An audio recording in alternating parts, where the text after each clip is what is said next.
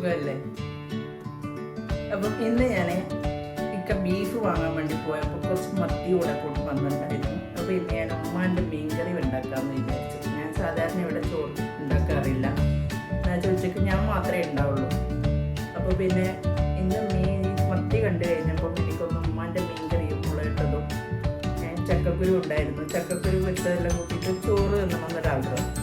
അപ്പോൾ ഞാനിന്ന് എൻ്റെ ഉമ്മ വെക്കുന്ന, എൻ്റെ വീട്ടിൽ വെക്കുന്ന മീൻകറി എങ്ങനെയാണെന്നുള്ളത് കാണിക്കാം. മീൻകറിക്ക് വേണ്ടിയിട്ട് കുറച്ച് തേങ്ങ എടുത്തിട്ടുണ്ട്. ഒരു ചെറിയൊരു മുറി തേങ്ങ, ചെറിയതെന്ന് വെച്ചാൽ വളരെ ചെറുതെന്ന് വെച്ചാൽ നമുക്ക് കുറച്ചേ വേണ്ടേ ഉള്ളൂ. അതുകൊണ്ട് കുറച്ച് തേങ്ങ എടുത്തിട്ടുള്ളൂ. ഇനി അതിലേക്ക് 4-5 ചെറിയ ഉള്ളി, അതിലേക്ക് കുറച്ച് മഞ്ഞൾ, ഒരു ടീസ്പൂൺ മല്ലിപ്പൊടി, ഒരു 1/2 ടീസ്പൂൺ മുളക് പൊടി. ഇതിൽ കുറച്ച് വെള്ളം ഒഴിച്ചിട്ട് നല്ല പേസ്റ്റായിട്ട് അരച്ചെടുക്കാം. ഇതിൽ തന്നെ ചെറിയ തേങ്ങക്കൊരു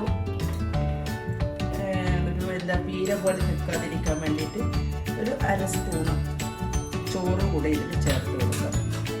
ഇത് നല്ല പേസ്റ്റായിട്ട്, ഫൈൻ പേസ്റ്റായിട്ട് അരച്ചെടുക്കാം.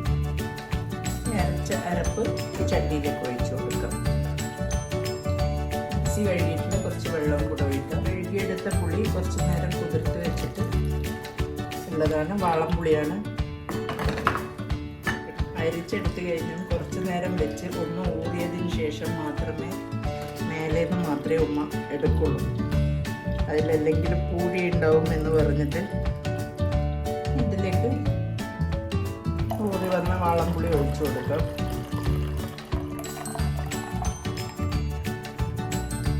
ഇതിലിപ്പം വലിയ പൂഴിയൊന്നുമില്ല.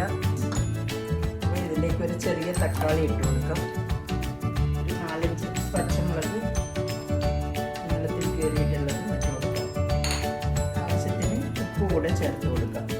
ഫ്ലെയിം ഓൺ ചെയ്ത് ചട്ടി ഒന്ന് അടുപ്പിലേക്ക് വെക്കാം. ഇതൊന്ന് തിള വരുന്ന സമയത്ത് ഇതിൽ മീനിട്ട് കൊടുക്കാം. ഞാൻ കറിയിൽ ഒരുപാട് മീനൊന്നും ഇടാറില്ല. എനിക്ക് അധികം മീനിൻ്റെ ചുവ ഇഷ്ടമല്ല. അപ്പം ഒരു 2-3 മത്തി മാത്രമേ ഇതിലിടുന്നുള്ളൂ. അതിനെ 2 കഷ്ണമാക്കിയിട്ടാണ് ഇടുന്നത്. എൻ്റെ വീട്ടിൽ വെക്കുമ്പം കറിയിലുള്ള മീൻ ആരും കഴിക്കില്ല. അതുകൊണ്ട് കറിയിൽ ഒരുപാട് മീനൊന്നും ഇടില്ല. ഇപ്പം ആക്കൂറൻ്റെ ഒക്കെ ആണെങ്കിൽ ആക്കൂറിൻ്റെ ചെറിയ തലഭാഗം, അങ്ങനെയുള്ള വാലിൻ്റെ ഭാഗം ഒക്കെ ആക്കിയിട്ടായിരിക്കും മീൻ കറിയിലിടുന്നത്. അപ്പോൾ നമ്മൾ അധികം കഴിക്കാൻ ഇഷ്ടമില്ലാത്ത ഭാഗങ്ങളുണ്ടാവില്ല, അങ്ങനത്തെ ഭാഗങ്ങൾ എടുത്തിട്ട് കറിയിലേക്ക് ഇടുള്ളൂ. അപ്പോൾ ഞാനൊരു 3 മത്തി എടുത്തിട്ട് 2 കഷ്ണമാക്കി എടുത്തിട്ടുണ്ട്.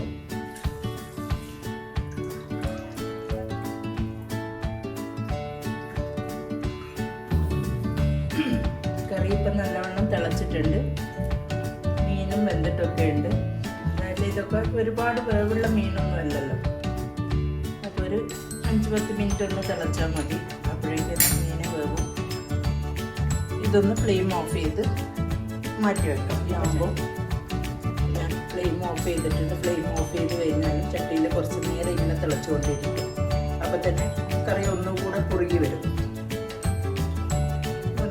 ഫ്ലെയിം ഓഫ് ചെയ്ത് വെച്ചതിന് ശേഷം ഇതിനൊരു താളിപ്പിട്ട് കൊടുക്കാം.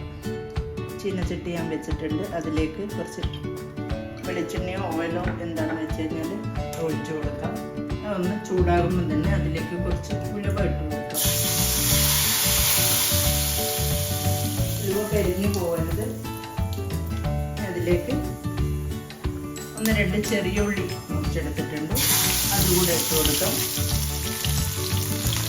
കുറച്ച് കറിവേപ്പില,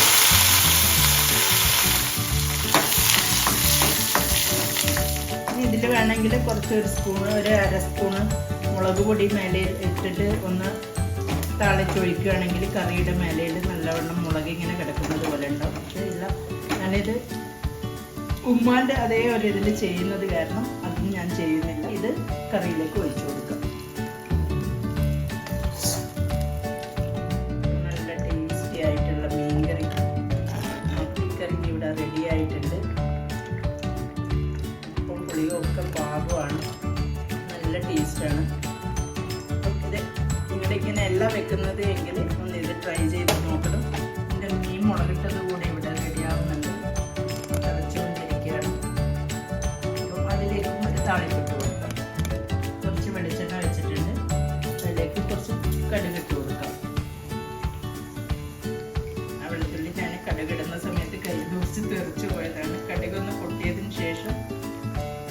കടുക് നല്ലോണം പൊട്ടണം.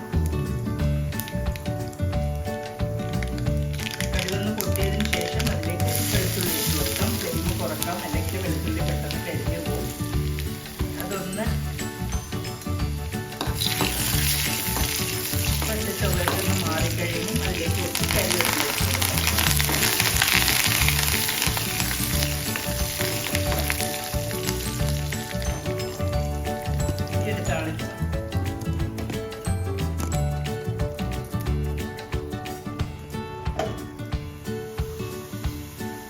ചക്കക്കുരും ഇവിടെ കുക്കായിട്ടുണ്ട്. ഞാൻ അധികം ഭയങ്കര ക്രിസ്പി പോലെ ഞാൻ ഇതിനെ ഫ്രൈ ചെയ്തെടുത്തിട്ടില്ല.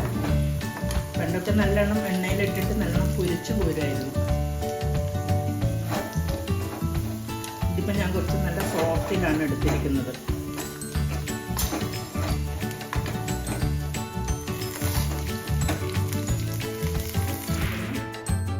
നമുക്ക് മീൻ ഫ്രൈ ചെയ്യാനിടാം.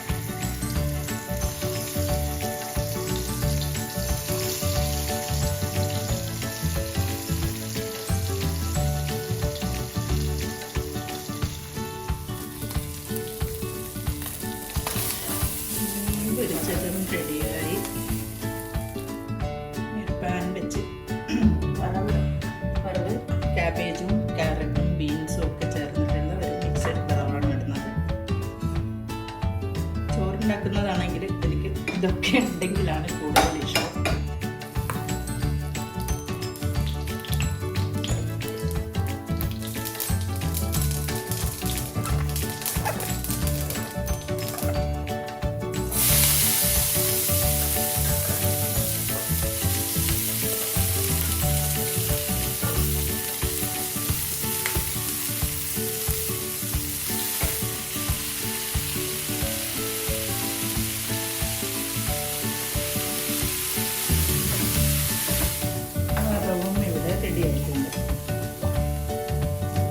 റെഡിയായിട്ടുണ്ട്. ഞാൻ ഒറ്റയ്ക്ക് തന്നെയാണ് ഇരിക്കുന്നത്. പക്ഷെ എൻ്റെ കൂടെ എൻ്റെ ഉമ്മയും ഉപ്പയും ചോറ് തന്നാണ് ഇരിക്കുന്നു എന്നുള്ള ഓർമ്മകളിൽ കൂടിയാണ് ഞാൻ ഇനി ചോറ് തന്നാണ് ഇരിക്കുന്നത്. നല്ല എൻ്റെ ഉമ്മാൻ്റെ മത്തിക്കറിയും മത്തി മുളകിട്ടതും പൊരിച്ചത് ചക്കക്കുരു വറവ് നമ്മുടെ ക്യാബേജ് മിക്സഡ് വെജിറ്റബിൾ വറവും കൂടെ റെഡിയായിട്ടുണ്ട്. അപ്പം ഞാൻ ചോറ് കഴിക്കട്ടെ. ഈ ഒരു തേങ്ങ അരച്ച കറിയും മുളക് കറിയും അതിൻ്റെ കൂടെ തന്നെ ഈ ഒരു വറവൊക്കെ ഇട്ട് കുഴച്ചൊരു പിടി പിടിച്ചാൽ സൂപ്പറാണ്. എന്നും ചോറ് കഴിക്കാത്തത് കൊണ്ട് തന്നെ എപ്പോഴെങ്കിലും ഇതുപോലെ ചോറുണ്ടാക്കിയാൽ ഭയങ്കര ഇഷ്ടമാണ് ചോറ് കഴിക്കാൻ.